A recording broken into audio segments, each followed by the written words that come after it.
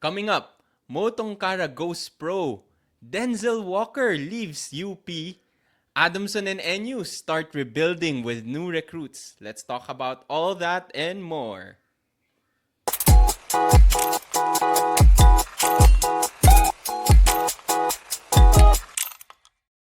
What's up, everyone? Welcome back to another episode of Bolero. Sam here with the Sultan of Sando, Mr. Gab Lim, and Maui Yap.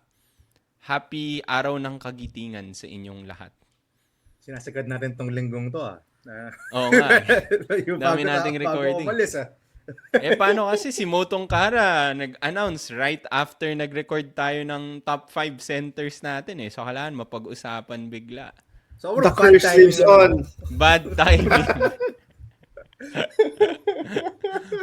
Wala nang asterisk yon, Gab. X na talaga. X na yung Motong Kara dun sa... May isang tataas sa ranking. Nga. Divine Adili. May space. Divine One of the UP centers, whoever they decide to play. Whoever they end up with. Tama. So, stay tuned for that. We'll update that list as we get to see the players show their talents sa preseason. But for today, let's do a little bit of UAAP news recap. Marami tayong pag-uusapan. Let's start with that Motong Kara news because it's been a question of everyone the whole preseason ever since rumors started circling na may issues with Mo and UST. People were denying it, but it seems like he was denying it. Yeah, but it seems like there's the usual. There's some truth to it, diba? When there's smoke, there's fire. He goes pro. So, what was your reaction? Did you expect this? Maui, as a big UST fan, what was your reaction to this news? Actually, Sam, nung nakita pa natin siya nung finals ng UAAP, medyo tagilid na kala ko during that time. But I never expected him to go pro. He's going pro in the African League. So happy for him. Diba? I mean, that's why these players play college basketball to get to the pros. And Motong Kara fulfills his dream and gets to the pros. But big blow. Definitely big blow. Diba? We've been saying, I think, for the past few weeks that UST's chances could be hurt by Motong Kara deciding not to go back. I think they're looking at FSA options, but it looks like si Peter Osang will be the one that will most has the inside track to be the FSA for season 88. Still a few months, diba? We never know. Baka may last minute na manggulat na naman for UST, but a very big blow to a team looking forward to having yung continuity, diba? They should have been that team that had the most stable and consistent lineup from season 87, and now they lose a very key piece. Diba? And we always talk on the show, we always talk on the podcast, the importance of two positions. One of which is the FSA slot. Diba? When you have a good FSA, chances are you will be a top contender in the UAAP. And with Motong Kara, they had that from last season. Diba? There was an argument that he could have been the best FSA, diba? Second to Mo Konate from last season. But some off-court antics, some very questionable technical fouls led to him losing rin some of the fan base of UST, which I think was the main reason or the main cause of some internal issues that we've been hearing, diba? Now, I don't know if that was one of the reasons why Motong Kara decided to go pro early, or he just had this opportunity, diba? But regardless, I'm happy. Happy for Motong Kara kasi that's the goal. And sad for UST, I guess, losing another FSA unexpectedly, diba? When the program is on the rise. Hopefully, they can find a suitable replacement, whether it be Osang or another FSA. Kasi sayang, diba? It's gonna be the last year of both Fortsky and Nick Cabanero. So it's a very big year for UST. You don't know what will happen when you lose those two guys who are mythical team members. Yeah, and I was combing through social media when this news was announced. Actually, sa Varsitarian nga, yung una kong nakita Mm. yung page nila eh. Yeah. Ang ganda nga nung graphic nila. No Mo! Yun yung kanila sinabi. What a great Mo font. no mo. Yep, No Mo. And actually, pretty mixed. I would say yung response ng UST community to Motong Kara's departure. One was, thank you. Thank you, Mo, for the season. Good luck in your career in Basketball Africa. We hope you thank you for the time that you gave to UST. It brings us back to the Final Four. You know, that's sentiment. There was another sentiment na I found yung pretty funny na at least hindi sila yung at least hindi siya yung nabili ng UP or yung or Lasal, di ba? Mas masakit 'yun.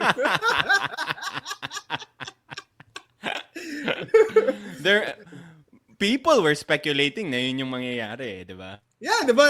As we said, we saw him in the finals, UP and Lasal, and you know, our heads started churning. Sabi natin, baka yung nagpaparamdam sa UP or Lasal. Yeah, we all know those two schools are pretty well funded. It's not a secret that they offer a ton of like this cash and incentives to their players. So we thought, that was a likely possibility that he would transfer to one of these big schools. And siguro for the UST community, mas okay na mag-pro siya kaysa makita namin siya sa kabilang side, di ba? Yung playing for the likes of a UP or Lasal, who they're trying to catch up and beat, di ba? So that sentiment I found to be pretty funny. And for UST, sayang for the team mismo. I mean, this from Adama Faye leaving them in the middle of a season, now to Motong Kara, you leaving them yung after one season. Sayang yung development, diba? Peter Osang, in the few games I've watched him in Team B and in Pinoy and in Phil Oil, he did play some games in Phil Oil. He's serviceable. It's okay. I just want to get this out. He's not a scrub. Hindi mo siya bano, di ba? Hindi naman siya balogon. So,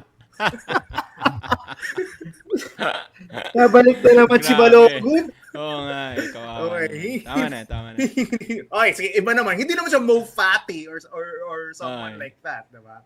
So, he's not a scrub. He's serviceable. He's pretty good in the paint. His skill set is not as diverse as Motong Kara. We've all said very different from a Motong Kara. Yeah. Yep. Motong Kara is like a wing who's just playing as a center here in the UAAP, but Peter Osang is serviceable, and I'm happy that he's getting the opportunity, and he will most probably get the opportunity to play in season 8-8. So okay ako dun. I think serviceable. He'll produce. He'll play big minutes for UST because they don't have any other bigs. He's probably gonna play a ton of minutes. But the ceiling is now lower for UST in my opinion. Si Motong Kara was that ace in yung alas ng UST against the likes of a UP or Lasal because he was a mismatch problem for that's true. For the bigs of UST and Lasal and honestly for any other bigs in the UAAP, Motong Kara was a mismatch problem. Again, he could stretch the floor, attack from the perimeter, create his own shot. Speed mismatch and skill mismatch for most other centers in the league. So, nawala yun. Nawala yung cheat code na yun yung for UST. I don't know if Peter Osang has developed that same skill set from what I saw. You most likely hindi. So, wait and see na lang for UST. Let's see if this current version of their team with Peter Osang is able to match up with the likes of a UP or a Lasal. We'll see in Pinoy Liga, we'll see in Phil Oil. Yun naman yung leagues na makakatapat nilang UP or Lasal. So, let's see how they stack up. I mean, kung matambakan sila, medyo mag-worry ng UST fans, diba? Kasi that's not looking good, diba? If sa preseason yung matambakan kayo and you're not able to match up well with the height and length of UP or a Lasal. Kasi mostly intact roster ng UST. This is their roster from last season is mostly their roster for this season. Minus Manaytay. Si Christian Manaytay yung biggest subtraction nila. So wait and see na lang for UST fans. I do hope that they're still able to contend because they were our favorites or most fans' favorites to contend with the likes of our UP or Lasal. So let's see kung ganun pa rin. Tommy. I do agree with you, Gab, though, na Peter Osang is a solid center, but I would say the ceiling is a bit lower without Mo Tongkara at the center position. With regards to Mo, I think it's something that we should support. Going pro, ito yung hanap buhay nila 'di ba? So probably just made a business decision, a family decision. Madalas na natin marinig yung family decision. Delikado yung ganyang family decision siguro for him to earn more and come back home, diba? Maui mentioned, I think he went home to his like home league or something like that, local league. So, I think it's good for Mo. It is a blow for UST. I think na-mention mo, Maui, yung medyo may immaturity si Mo Tongkara. Nakita natin siya during last season. And, this is the second FSA that has cut their stint short with UST and with Coach Pido Harencio. And alam naman natin si Coach Pido, ano din yan straight shooter kumbaga. He will say what's on his mind. So, siguro it was hard then for... I can't wait for his next interview and someone ask him about Mo Tongkara. About Mo Tongkara. Exactly. That's true. So, siguro they just didn't get along. I don't know. We'll find out, diba? So, strict din kasi he runs a tight ship. Let's just say that. Itong si Coach Pido Harencio. But sayang because I think they really had as you mentioned, Cap, they really had a good chance of winning the championship, and they were clearly the big three of UST.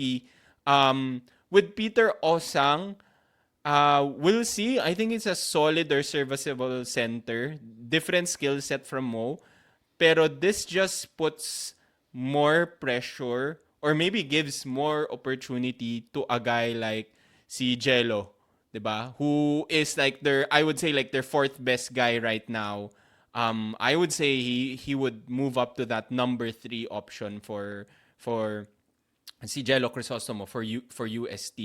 A big guy that could stretch the floor. He's improving his 3-point shot. So something that I would look forward to. He was actually the guy na sinabi ko dun sa preseason preview natin na guy I'm watching out for, and this gives him more opportunity, I would say, since mas kailangan yung stretching abilities niya with Mo Tongkara out. Okay. Moving on, let's talk about another big news, I would say. Pero I think it was like a week ago, Denzel Walker deciding to leave the UP Fighting Maroons after 1 season with UP. Barely played last season in season 87, but was pretty solid during the preseason. I think we talked about him for some time. Very good defender. We loved him. His athleticism, his length, his defensive skills. So, I'm not sure if this is going to be a big blow for a stacked UP team. I don't think so, especially for season 88 where you have like guys like Jerry Abadiano, Harold Alarcon, etc. It's not gonna matter at all. But I think he could be a significant addition to a team in the NCAA or to another team. So I think he's good. I think he's really solid. So Gab, what do you think about Denzel Walker leaving UP? Where do you think he'll end up next? Actually, I know what you think about Denzel Walker leaving UP, but go ahead. There are multiple sides to this. One, for UP, it doesn't matter. I mean, I said it already. Especially season 88, probably not gonna get that much minutes. He was, the 15th or 16th guy together with Sean Alter. Silang dalawa nandun sa dulo ng bench nag-hand ng towels na bibigay ng Gatorade. Sila yun eh. So, it's not gonna matter for the UP Fighting Maroons. I mean, Sam, he played 5 games. Scored 2 points. I'm the shaking entire my head season. kasi hindi naman ata sila yung nagbibigay ng towel at Gatorade. May tao naman for that, Gab. Hindi naman OA ka. I'm trying to be funny, okay? So, Oh, yeah, but it's not gonna matter. He played 5 games, scored 2 points the entire season. UP was able to win a championship even if he just wore street clothes for the entire season. I mean, he didn't matter in that rotation. Pero tama ka dyan, UAAP champion siya. Call him a UAAP champion. UAAP champion, but you know,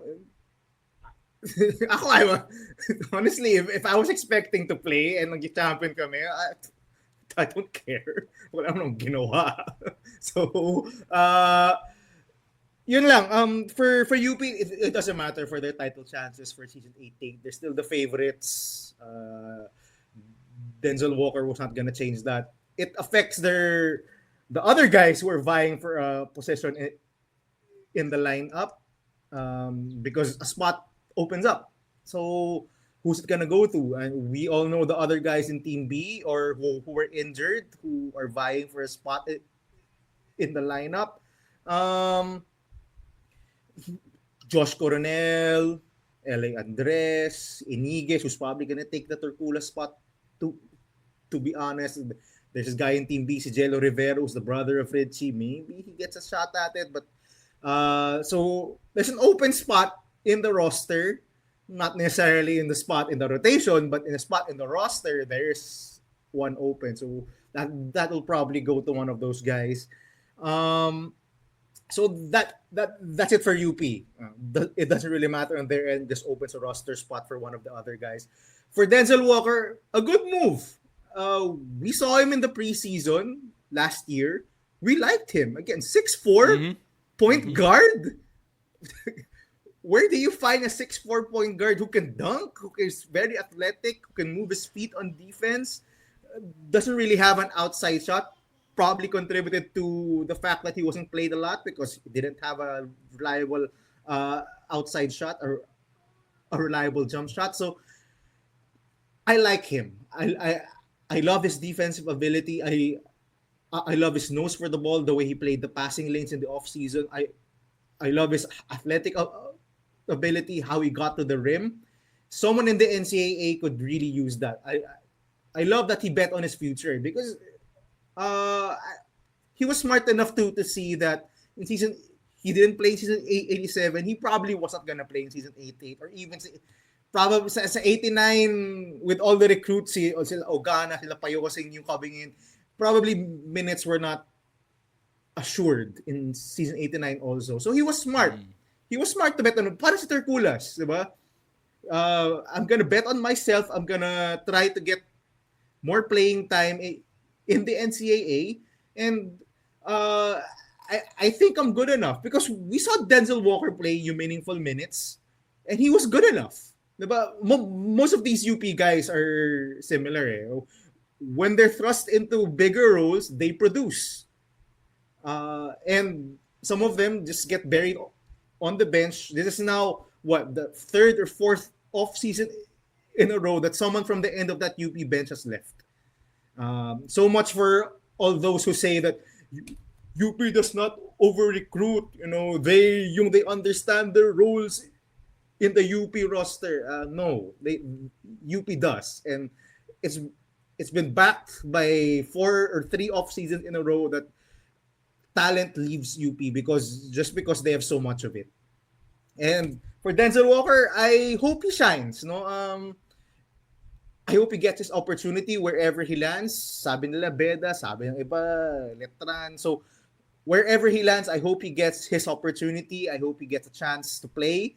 Another effect of the UAAP, the stupid UAAP residency rule, he could have transferred to another UAAP team and stayed in the UAAP. I mean, he was a talented guy. I'm sure other schools would have wanted his services. Again, 6'4", point guard with that athleticism, who wouldn't want that on their team, diba? But instead, because he would be losing a lot if he transferred to another UAP school, he's So he transferring would to have the NCAA. 2 eligibility years left, tama ba? Kung lumipat siya ng Yeah, ibang UAAP team. Versus I 4 believe so. Versus Yeah. if he 4, transferred to the NCAA. Yep. So, no-brainer decision for Denzel Walker to transfer to the NCAA. Again, I don't think the UAAP board thought of this when they were making that residency rule. That talent will just go to the NCAA. A lot of talent will just go elsewhere and not into the UAAP. Instead of keeping talent within the UAAP, now players are deciding to leave. Again, I think they will have to rethink this eligibility rule because it is resulting to a lot of negative things for the UAAP. Maui.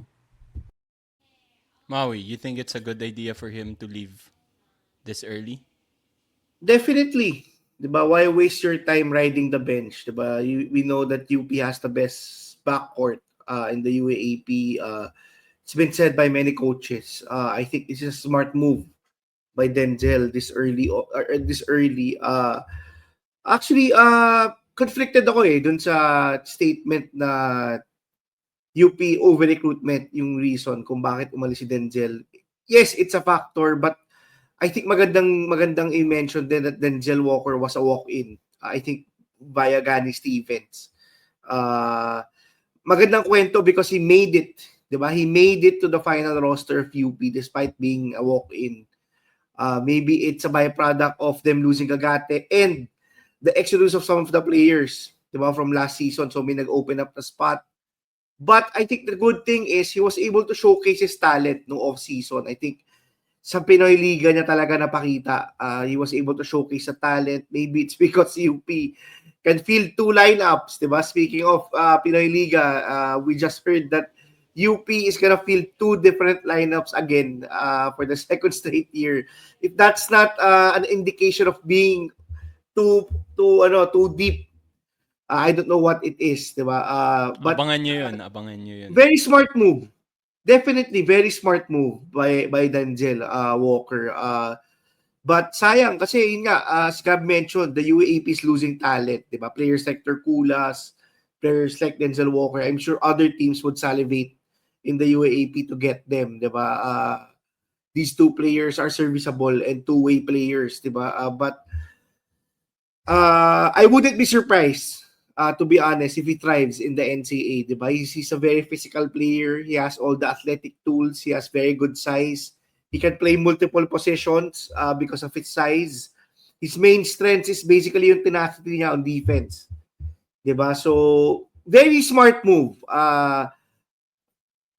Again, the question is, will this be the last player to move out of UP this off-season, diba? I was going to ask you guys that question. Okay. Mga gaya ni Chico Briones, I'm sure are thinking, will it be more beneficial for me to leave? Diba? Or will it be more beneficial for me to stay and ride the bench for another season? Yung baka happy na sa pag-vlog niya, pare. Kaya yun daw yung career niya. Yun lang. Meron, Chico Briones. But definitely, diba? It's gonna be a decision point for some of these players this off season. But I think one of the big factors is you get to compete with the top players, diba? Top players in the Philippines, collegiate players when you stay at UP. But you don't get to get the spotlight, diba? You don't get the usage, you don't get the minutes. But you get you get to train abroad, you get to join tournaments, the funding of the UP programs are unmatched, diba? You get a different level of training also when you stay at UP. But at the end of the day, it's all about showcasing all of those things that you work on, all of those things that you get to practice on the playing court, diba? So you have to make that decision. Will you stay in UP? Will you stay in a roster stack? Or maybe it would be more beneficial to try to look for other options. 'Di ba? Kasi as they all say, 'di ba, basketball is you can't I mean the dynamics has changed even here in the Philippines, 'di ba? Players don't usually go pro at 25 anymore, 'di ba? We see a lot of players turn pro at 21, 22. 'Di ba? That's a byproduct of the MPBL and some of the leagues, the Asian leagues. But so do you want to ride the bench till you're 25, 'di ba? In UP, 'di ba? It could be beneficial to your career or it could also be detrimental to your growth. So I think that's the biggest question, 'di ba? I wouldn't be surprised if one or two more players decide to do that, especially after we see them, 'di ba? In the Pinoy Liga Cup, 'di ba? I think after the Pinoy Liga Cup, UPS is going to go on going to have a training camp in Europe in early June. So I think the biggest indicator, although still hard kasi they're fielding two lineups, so you don't know where you stand. But I think the biggest indicator, if you will succeed come season 88, is that tournament, diba? That tournament coming up, but still not a guarantee. So let's see. Yeah, I agree. Just feel ko parang tungkara lang, 'di ba? I guess what makes it smart for him to leave this early is he can also showcase his talent earlier and maybe can go pro earlier, which is better for him. Mas kikita siya or he'll be able to earn earlier, di ba?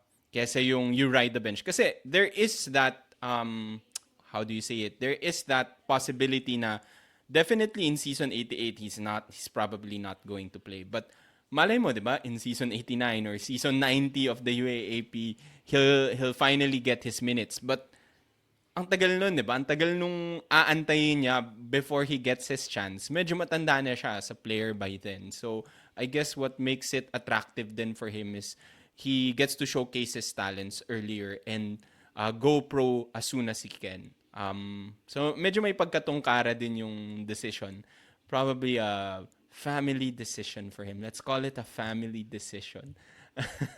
Okay, moving on. Let's talk about two teams in the UAAP that are starting to build their team for the future, I would say. The Adamson Soaring Falcons getting 6 of their boys basketball players to commit to the seniors team, and NU recruiting one of their stars from the boys team, si Miguel Palanca, and a few Phil-Canadian 6'5" wing players that I assume are going to eventually replace their graduating wing players, si DJ Laconsay, who's going to be eligible in season 89, and then si Sander Gomez. So, Gab, let's start with you.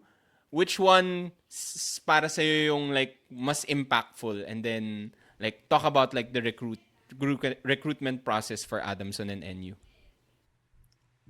Mas impactful sa akin yung sa Adamson because those are we 6 saw players, last year, diba? yeah, Juniors players. we saw last year that the seniors, the 4 seniors who led them to a championship in juniors division, all skip Adamson 4. and go elsewhere. But now they do a 180, and now all of their juniors guys or boys guys go to their seniors program. That's a big thing. You know, you talk about continuity, you talk about building a culture, yung building a program. That's one way to do it. Bring them up from the high school ranks and bring them up to the college ranks. Diba? That's the goal eh. That's always the goal. Have that good grassroots program so when they go eventually to the seniors division, to the college division, same group of guys, same chemistry, same culture. You built that camaraderie, and hopefully the talent follows, diba? And then just build around that. You know, that's how Ateneo did it with Coach Tab, diba? Have that core group of guys that played together for a long period of time, and then it eventually resulted in championships, diba? for the upcoming season, I'm not sure we'll see a lot of minutes for these guys. I don't even think we'll see a bunch of these guys in the lineup, in the roster for season 88. Perhaps si Earl Medina is the one who's probably most likely you're gonna make the lineup. You given his ability and his shooting ability, his fit inside the system of Coach Nas. I probably he's my favorite to make the lineup. Baka si Perez because they need someone big. Si Perez or si Tumaneng, some size, to go with si Kobe De Mesana and Cedric Manzano and si Ojarique kung siya yung piliin. But yeah, I don't foresee immediate impact for these guys, especially for season 88. Again, this is an Adamson roster that's coming back with majority of their rotation guys from season 87. Who left na played big minutes. I think si Kalisay lang and si Barasi. Si Barasi is being sino yung nag-game-winning tip? Yung guard nila? Si Josh Yero. Oh my God, I forgot about the captain. The captain. Si Josh Yero. Yeah, but they have immediate guys who can replace them. Who were already playing rotation minutes last season. Diba? So I'm not sure if someone from those 6 guys is immediately gonna make a big impact for season 88. But let's see. Maybe someone can surprise. They also have a ton of guys playing in their Team B who are probably gonna fight for a roster spot. But we talk about, I think that the 2 round zones are still playing. They're still playing in Asia Basket. So I think... Shout out to the round zones. Noah Pacquiao, Kenji Cañete, I think is still there. Si Ray Allen Torres, still there. So, they have a ton of players. Let's just put it at that. And I don't know if any one of these 6 guys can actually make immediate impact or have star power enough to crack the main rotation of Coach Nash and Coach Gilbert Lau. So, yun. For NU, I'm holding back lang on the Phil Foreign guys before I see them play. Same thing as with si Grayson Rogers from Ateneo. Everyone was hyping him up. Sabi ko, I just want to watch them play first before I make any proclamation that he's the next this guy, he's gonna change the culture, he's the next big thing, Kahit si Kemani Ladi, hindi naman ako, sabi ko, I'll wait and see until I watch him play. Before I make Natuto any na ba tayo? Natuto na tayo, Maui. Natuto na tayo. We're now, medyo, cautious. Thanks to the Ron Jones. Thanks to a lot of people, actually, Maui. Yan, sina Alex Konov, sina Zane Mahmood, hinahinay muna tayo. So, sila Konsay and si Gomez are tall wings, forwards. Probably a replacement for the graduating Jake Figueroa and Jolo Manansala. Yeah. Not sure if they'll actually crack the lineup. I'm not sure how Coach Jeff Napa plans to construct that roster for season 89 and beyond. But this is definitely, we talked about the 2 timelines thing that NU was trying to balance. This is definitely a part of it. The second timeline, the timeline for the future. They want to build after the core group of Steve Nash, Enriquez, Jolo, and Jake finally move on, diba, from the NU program. Guards, I think are secured. They have a ton of guards already. The wings, definitely. Coach Jeff does love those athletic wings. Sila Konsay, his highlights are just dunks and driving to the basket and athletic finishes. So perhaps he sees something close to a Jolo Manansala, that athletic forward that he loves to play. See Xander Gomez, limited highlights. Again, I don't want to judge. Let's see once he starts playing. So good on both teams. They're building for the future. They know that their current core group is about to leave, both for Adamson and NU. So let's see what the new recruits have for season 89. Maui. Yeah, I think yung main highlight nung recruitments ng Enyo and Adamson right now is yung importance of that grassroots program which we've been saying for the past I two agree. seasons also.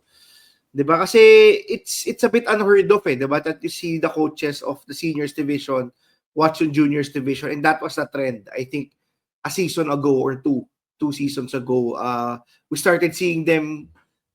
Some of them were, yung iba nagmamando pa in the bench, 'di ba? But some of them were watching the games of their juniors team, and I think that's gonna be a current trend of the UAAP, retaining talent, 'di ba? And starting early, not just with the FSA. Not just with the local players, but also with FSA players, 'di ba? We're starting to see teams have FSAs in the juniors division. 'Di ba? We were still waiting with Colin Sahoe where he's going, but I think that's a byproduct also of yung recruitment wars ng UAAP, 'di ba? You have to find other ways to balance out your team and to build your team basically, 'di ba? Kasi you cannot always rely on money. 'Di ba? There will always be a team that would I have agree. a bigger war chest, 'di ba?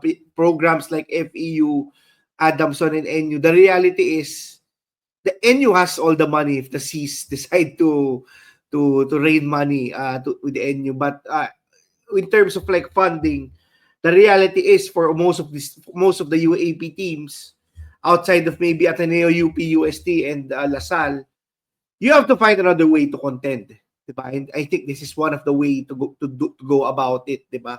Build a grassroots program, build the winning culture in your juniors division, sort of make them feel like family, diba? When you recruit them, recruit all 7 of them, diba? Regardless if you think that they could make it to a Team A roster in the UAAP, diba?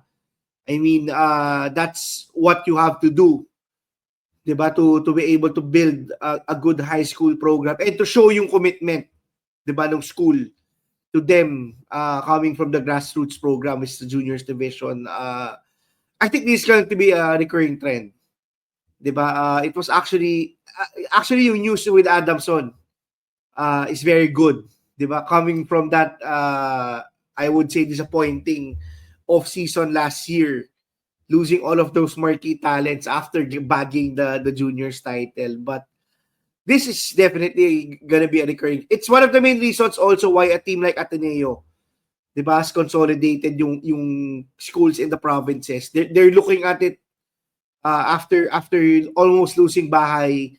They're now also prioritizing the development of the programs in the schools and programs in Vismin, diba? Kasi you can't always pour money into a recruitment battle, diba? You only have so much talagang business na capital, diba? In this and that's the best way to do it in my opinion. So happy for them. Diba? Let's see how si Coach Jeff utilizes yung younger core niya this coming season. We all know he has a shorter leash, especially for younger players. For Adamson, let's see what happens this season. Can they raise their ceiling for this season and beyond? I think that's a bigger question. Diba? Will it be another, I would say, play-in? Kasi parang play-in yung Adamson, diba? For 3 out of 4 of the last seasons. They're the Chicago Bulls of the UAAP, bro. The Chicago Bulls of the UAAP. So, Okay yun. I think yun naman yung important diba? For both of these teams. They've been winning programs. Diba? They've been one of the top teams the past decade. Or maybe you can say the past 5 years. But the question is, sila at least, Maui. Yun. Yeah, they've been one of the competitive programs, diba? Not having seasons na tapon, as they say. But I guess the question that most of the fans are asking right now is, can they raise the ceiling? Can NU be a championship contender? Can Adamson stay out of that play-in and be a legitimate Final Four contender or Final Four team or even be a top 2 team in the UAAP? That remains to be seen for these two programs. But yeah, generally positive news. Diba? star power ang hanap mo kung ikaw yung Adamson eh. I think they got really lucky when they recruited yung Cedric Manzano, so they got that force in the paint that they could rely on. Pero star power talaga dapat ang hanap mo if you're Adamson, kasi yun talaga kulang eh. You have a good system, you have a good defense, but you don't have enough talent to carry you to the title. You're enough. The system and the players are good enough to be competitive, but not to deliver a championship. But again, I'm happy that si Coach Nash is still there, si Coach Gilbert Lauer is still there. They're both still trying to build the program, and I think the culture is set. Eh. Yun yung maganda sa Adamson, but the talent has to follow. Yeah, and I do agree with you guys. Actually, I agree with Gab. I think these are good recruits for both Adamson and NU. It's obviously a sign that they're building for the future. Short term, I don't think it will have that huge of an impact, at least not yet. We'll see if they play sa preseason, how much they'll use etong younger players na to. But I think this is more of a long-term investment for them. Yung second timeline nga ng NU. For Adamson, it's great that you mentioned star power, Gab, because I was going to say, I think this is a big win for Adamson, getting 6 players from their boys team to join them in the seniors team, but not because of the season. I think this is going to have a huge impact for next season when they start recruiting yo boy Pomelo Ball. Pomelo Ball. That's right. So I think, diba? How do you pitch to Pomelo Ball if you're Adamson? You don't have, sabi mo nga Maui, I was going to say that also, you don't have the money to match other bigger programs like UP, LaSalle, Ateneo, UST, or maybe even sa NCAA, San Beda, etc., Benilde. So, it's really yung pitching yung brotherhood, yung family, yung familiarity niya with his teammates and his coaches. So, you present Pomelo Ball with these 6 guys. Sabi mo, these are your teammates. These are your coaches. Come, continue your journey with Adamson, diba? So, I think I will grade or judge this recruitment class next year when they finally announce that Pomelo Ball is joining them for their seniors team. But this is a good investment for Adamson.